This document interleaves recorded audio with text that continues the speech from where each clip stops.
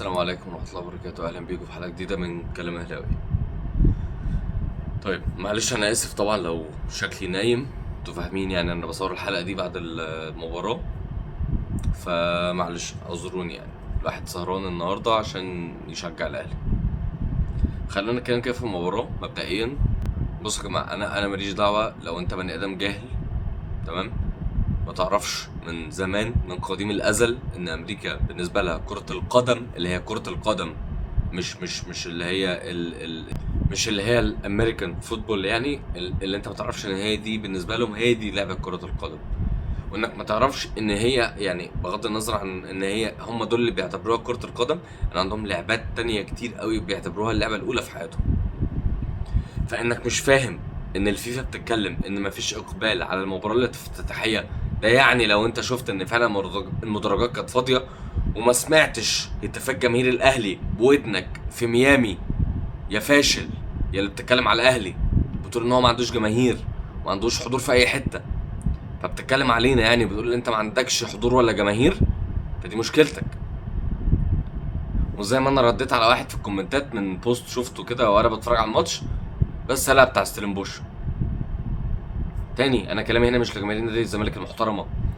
وفي لقطه حصلت قبل المباراه وهنزل صورته لان ده شخص من جماهير نادي الزمالك المحترمه، وده روح الرياضيه دايما اللي انا بتكلم عليها. لما انا قلت لكم قبل كده عادي نتمنى الخير لبيراميدز، لكن انك تبقى شخص بصرم ما تحبش الخير للنادي الاهلي. النادي الاهلي النهارده كان بيشرفك، وانا مش عايز اغلط في الكلام وما اقولش الفاظ وحشه، الواحد مش نايم كمان فالواحد ممكن يفلت منه كلام كتير. فسيبك يعني، ماشي يا سيدي ماشي، الفيفا كانت بتحاول تلم جماهير، ما سمعتش جماهير النادي الاهلي بودانك النهارده؟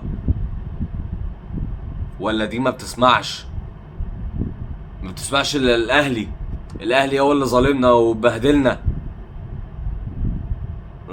بقول لك ايه، روح العب بعيد يلا، مش هتتمسح حتى دي من الحلقه، روح العب بعيد يلا، قرفتونا في كل حته.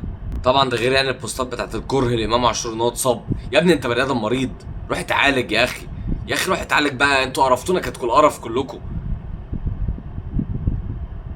شوهتوا صورة الكورة وشوهتوا الكورة المصرية وشوهتوا صورة جماهير نادي الزمالك. شوية ناس ما تفهمش يعني ايه كورة أصلا، وتفهم كورة يعني ليه؟ ما ده فريقك أصلا، فأنت تفهم كورة ليه صحيح؟ ما أنت شغال بس على المؤامرات والمظلومية، فهتفهم كورة ليه؟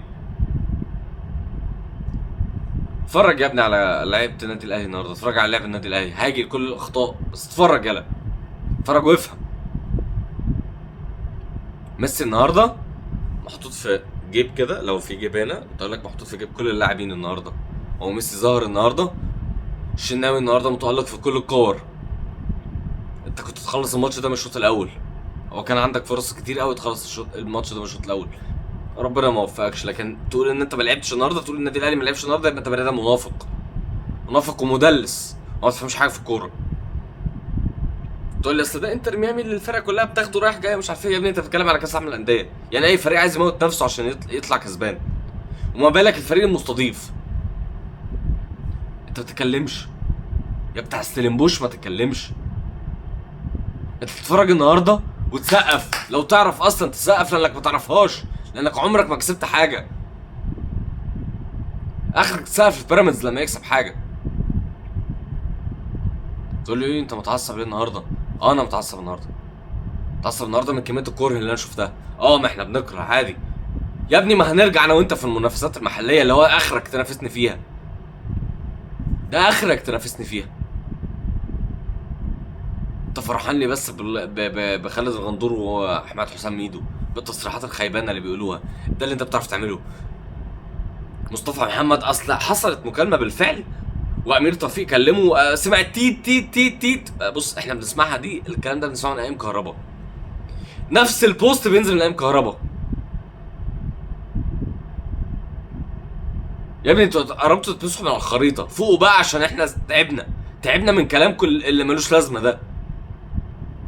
انا مش هديكم مساحه اكتر من كده لانه بجد والله العظيم بعد النهارده انتوا او يعني بالنسبه للايام اللي فاتت ومحاولاتكم انك تقللوا دايما من النادي الاهلي ومن جماهير النادي الاهلي ومن فريق النادي الاهلي بيبين قد ايه انتوا ناس صغيره اصلا، انتوا ما تفقهوش حاجه.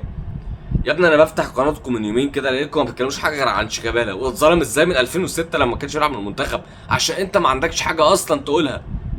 انت متخيل انت بتتكلم على ايه؟ فوق كده. تعال بقى نتكلم عن المباراه. طبعا الشوط الاول يعني كان عندنا فرص كتير قوي نخلص المباراه بصراحه من الشوط الاول، اهدرنا فرص سهله بما فيهم طبعا ضربه الجزاء تريزيجيه. يا تريزيجيه يا تريزيجيه، كان زيزو شوطها يا تريزيجيه، هو اللي جابها كان شوطها، حتى حرقنا شويه بس مش مشكله الحمد لله. دايما نقول الحمد لله لان احنا لعبنا، وطالما لعبنا يبقى مفيش مشاكل. وده الاداء اللي انت عايز تشوفه دايما النادي الاهلي بيلعب بيه. لما تلعب بالاداء ده الماتشين اللي جايين حتى لو خرجت من المجموعات احنا ما عندناش مشكله لانك لعبت. ما سجلتش النهارده، ده اللي انت شايفه النهارده ده عدم توفيق. وما تقوليش يا عدم توفيق عشان اللي انتوا بتعملوه مش عارف ايه وتشبط بقى ايه وتسمعني الطقطوقه اللي ملهاش لازمه دي. لا يا باشا، ده لعبت بس عادي ما فيهاش حاجه يعني. لما يبقى في عدم توفيق في مباريات عادي ما فيهاش مشكله. تاني اعذروني انا خلاص بنام يعني الساعه 4 دلوقتي، فانا الواحد بينام وعندي شغل بكره الصبح ونايم 3 ساعات عشان اعرف اصلا اصحى اتفرج على المباراه واعمل حلقه بعديها. شوط المباراه التاني انتر ميامي كان اخطر بس انت عرفت تلجم خطورته كلها. مروان عطيه النهارده بيعمل مباراه عالميه. الشناوي انت ما شفتوش المباراه الاولى الشوط الاول اصلا. مروان عطيه يعني حرفيا بقى حاطط ليونيل ميسي في جيبه. كلام على مروان عطيه.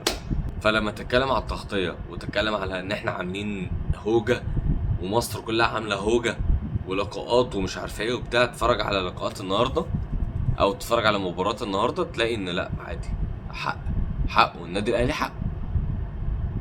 انت اللي مش من حقك تتكلم في اي حاجه. اقول لك على حاجه، اطلع انت المباراه، اطلع انت كاس العالم للانديه بنسخته الجديده. طبعا مش هتعرف تعمل زي ده يعني، انت مش هتعرف تعمل مباراه زي دي لان دي مباراه افتتاحيه وخرجت بيها بالاداء ده. مش انت بتتكلم ان احنا ما كناش نتعرف، ادينا اتعرفنا. تلاش اتعرفنا كويس قوي بعد مباراه النهارده. فلو انت متغاظ اعمل زيي، اطلع يا باشا يمكن تكسب المباراه الاولى لو عرفت تلعب المباراه الافتتاحيه يعني. طبعا انت كده ما تعرفش تعملها لانك مش فاضي تعملها. انت اخرك تطبل لبيراميدز، تقعد تكيد في الاهلي بحاجات انا اصلا مش فاهم انتوا بتكيدوا في الاهلي في ايه. يا ابني انت مش قريب مننا في اي حاجه، افهم بقى ده، حط ده في دماغك كده. 45 دوري، انت كام دوري ولا كام كاس ولا كام افريقيا عشان اصلا احطك في دماغي واهبطك؟ يا ابني انت مش منافس اصلا. لما فكر في فريقك وابقى منافس وبعد كده اتكلم ان انا بهبطك. تاني انا بقولها الحلقه دي، الكلام او الالفاظ، انا ما قلتش الفاظ بس الكلام العنيف اللي انا قلته في الحلقه دي مش هيتشال، لان انا شفت كميه حقد على مدار الايام اللي فاتت.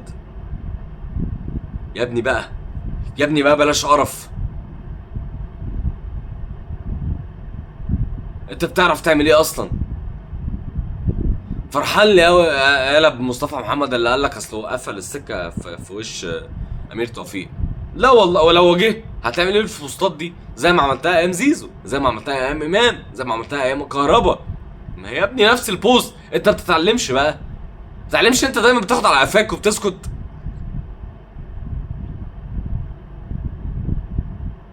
عندنا فرص هايله كاس العالم للانديه ده بالاداء ده. لو الماتشين اللي جايين بقول لك ايه، عندنا فرص. انا بتكلم بقى الاهلاويه دلوقتي، سيبك انت، يلا روح نام. يلا منزلين بوست اسفين ان احنا سهرناكوا على ايه يا اسطى؟ سهرتونا احنا يا ابني؟ ده اداء يشرفك ويشرف بلدك. حسين الشحات، عايز اعلق على حسين الشحات لان حسين الشحات لما نزل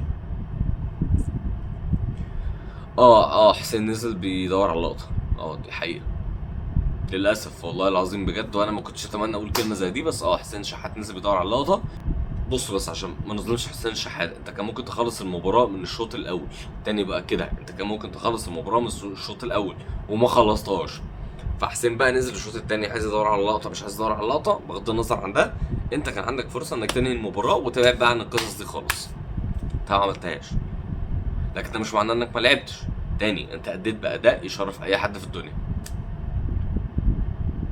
معلش انا اسف برضه ببص كده لان اللقطات ما بعد المباراه، كابتن حسام غالي كان مبسوط قوي من قبل المباراه. حاجه تشرف جدا انك تشوف الكابتن حسام غالي تاني حتى بيتكلم. كابتن عبد الحفيظ طبعا مش هنتكلم عليه يعني. وطبعا ابراهيم فايق اللي غيظكم ومولعكم. يا ابني ابراهيم فايق كان لما اي حد فيكم بيكسب بطوله سواء زمالك ولا بيراميدز كان بيجيبكم في الاستوديو وتقولوا اللي انتوا عايزينه، مش كمان يطلع يقول لك يا ابراهيم اصل زي ما عفيفي قال الواحد مننا ب20 ولا مش عارفه بكام. ده ابراهيم فايق الاهلاوي؟ طب ما الكلام ده اتقال عنده في البرنامج يعني. انا مش فاهم انت بتتكلم في ايه. استنى حروق يلا، خش نام بقى يلا عشان كفايه عليك كده. شكرا جدا ليك والسلام عليكم ورحمه الله وبركاته.